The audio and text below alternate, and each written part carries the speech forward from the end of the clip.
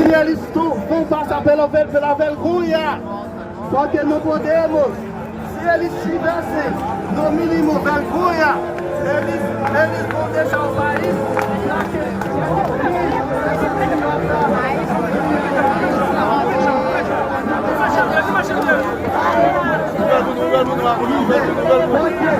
nós precisamos de turista no Haiti. Nós vamos apoiar aqueles no Brasil. Precisamos voltar para o Haiti também, porque nós temos muitos familiares no Haiti. Não podemos levantarmos a nossa voz neste momento para reclamar algumas questões. Liberdade sem condição nenhuma, porque somos humanos.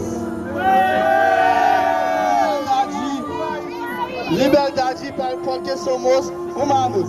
Direitos à liberdade de livre de circulação na capital do nosso querido Haiti.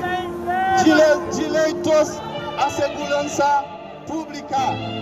Direitos a documento sem contrabando no nosso país, Haiti. Aqui no Brasil também, nós reclamamos de embaixada que temos. Não precisamos desse tipo de embaixada que não se preocupa com o povo haitiano. Não precisamos desse tipo de embaixada. Não preciso deles. Tudo tem que mudar. Nós reclamamos direito à educação.